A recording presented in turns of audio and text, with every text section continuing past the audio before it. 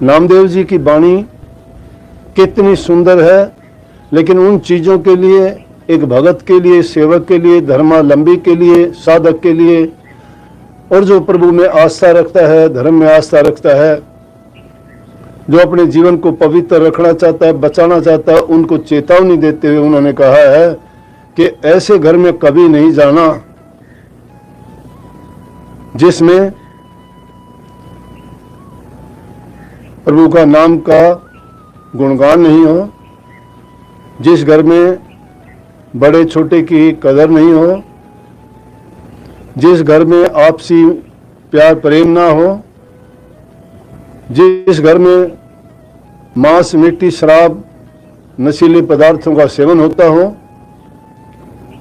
तो उन्होंने इन सब चीज़ों का कहने का मतलब एक ही शब्द उनके लिए मैं आपको बताता हूँ, उसको बुरी संगति कह सकते हैं। अकेले घर की बात नहीं है, बुरी संगति, बुरे काम करने वाला, बुरे ख्याल और विचार रखने वाला, छोटे विचारों वाला, कोई भी, चाहे वो इंसान हो, संस्था हो, घर हो, या जिस जगह पर महापुरुषों की निंदा होती हो, ऐसे घर में कभी नहीं जाना चाहिए, उनका संग कभी नहीं करना चाहिए। अगर ऐसा संग करते हैं तो यूं समझो कि चाहे हम कितने भी अच्छे क्यों ना हो, कितने भी भले क्यों ना हो, कितने भी सर्वगुण संपन्न क्यों ना हो, उन सब अच्छे चीजों का विनाश होते हुए देर नहीं लगती है। और उनमें सबसे बुरी क्या बताई है कि जो अपने माँ बाप का कहा नहीं मानता है और गुरु के वचन में नहीं रहता है, जो माँ बाप का कहा नहीं मानता है, उनकी आज्ञा में नहीं रहता है, उनके सिद्धांत और नियम को तोड़ देता है, उनकी मर्यादाओं से मुंह फेर लेता है, और इसी बात को देखते हुए जो गुरु की मर्यादा नहीं निभाता है, जो गुरु का होके भी गुरु के नियमों को उल्लंघ के उस रेखा को पार करता है, तो वो उसके पास नहीं, उसके मुंह माथा देखने का, अगर कोई बात भी करेगा तो भी उसको दोष और पाप चढ़े, वो तो बुरी हो जाएगा, निंदक लोग बुरी हो जाता है, लेकिन वो पाप किस पर चढ़ा देगा? जो उसको सुनता है उसके ऊपर चढ़ा देगा। और मेरे से लिखवा के ले लो, निश्चित रूप से उसको पाप भोगना ही पड़ेगा कि वही सूरत नहीं कि वो बच सके। इसलिए कहिए कि वहां अगर कभी न जाना जी, जिसके हृदय में पाप हो, जिसके हृदय में कपट हो, जो झूठा हो, निंदक हो, बुराई करता हो, किसी की ईर्ष्या रखता हो, वो पापी है। पापी ये नहीं कि किसी का जीव का गला काटना ही पाप है, वो तो हिंसक होता है, हिंसा है वो। लेकिन पाप में तो सारी चीजें शामिल होती हैं। झूठ बोलना भी पाप है, कपट करना भी पाप है, किसी का आगा पीछा तकना भी पाप है, किसी के आगे पीछे से उसकी जिक्र बात करना भी पाप है, किसी की झूठी सच्ची कहना भी पाप है। आप कहोगे झूठी सच्ची, हाँ सच्ची कहना भी पाप है, क्योंकि हम सच को भी नहीं जानते। जिसको हम सच्ची मानते क्या पता उसकी वो कितनी बात झूठी हो। इसलिए कही है कि ऐसी जगह में अगर जाओगे तो आपकी सारी क्रियाएं भंग हो जाएंगी, आप सब दोषी। और आगे क्या कह दिया कि आपको दिखाई देने से नहीं, आजमाइश करके देखो। बाहर से उजड़े दिखाई देते हैं, बाहर उजड़ा अंतर काला, बुगले कैसा भेष। अब बुगले का भेष नहीं देखते हो? हंसा बुगला एक शेर मान सरोवर माही, बगा टटोरे माछली हंसा मोती खामी।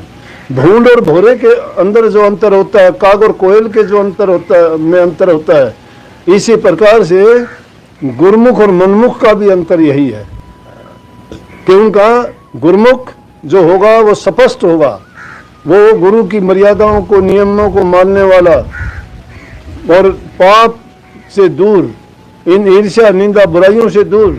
लेकिन जो निंदक होगा उसके अंदर सभी बुराइयां होंगी।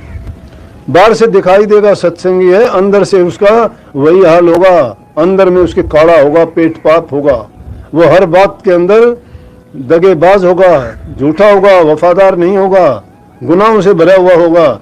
ऐसे इंसान को अगर हम मत्थे भी लगता है तो बुरी बात है। कही है कि नुगरे का ना देखो माथा, नुगरे का तो माथा भी नहीं देखना चाहिए। एक नुगरे के सिर पर लाख पापियों का भार होता है।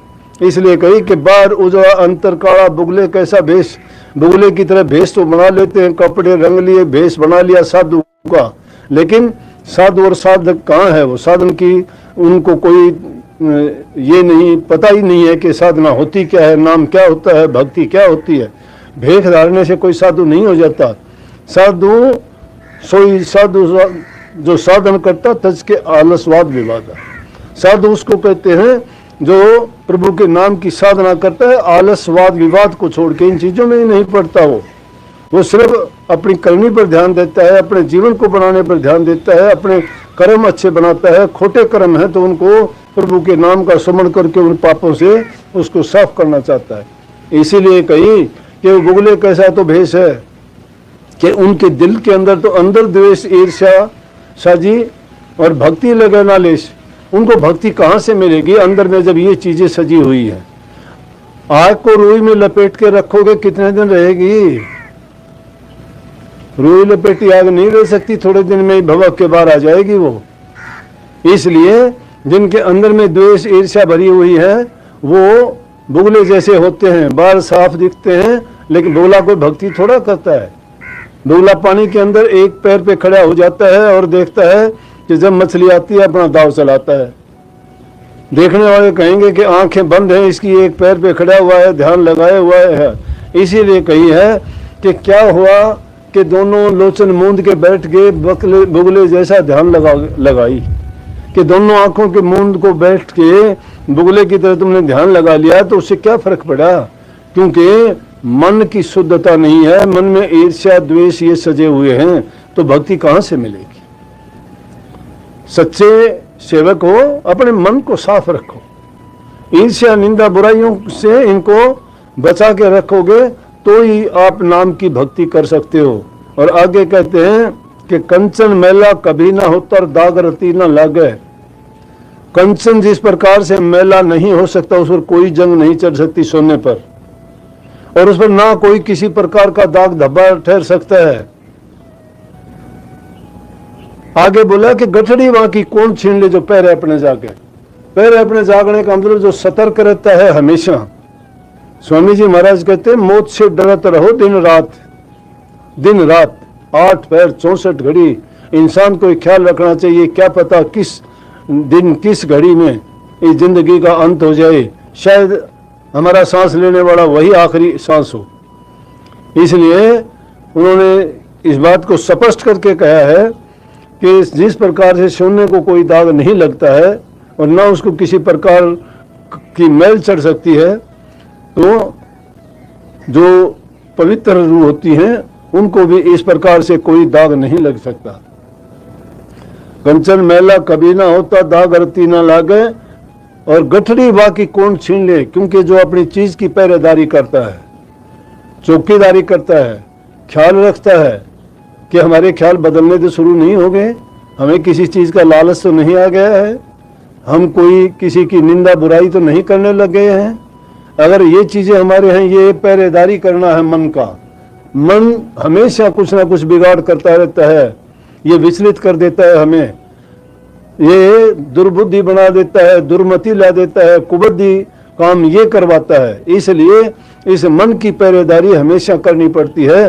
तो ऐसी चौकीदारी पहरेदारी जो करता है तो उसको कभी किसी प्रकार का नुकसान नहीं हो सकता। गठड़ी का मतलब यही है।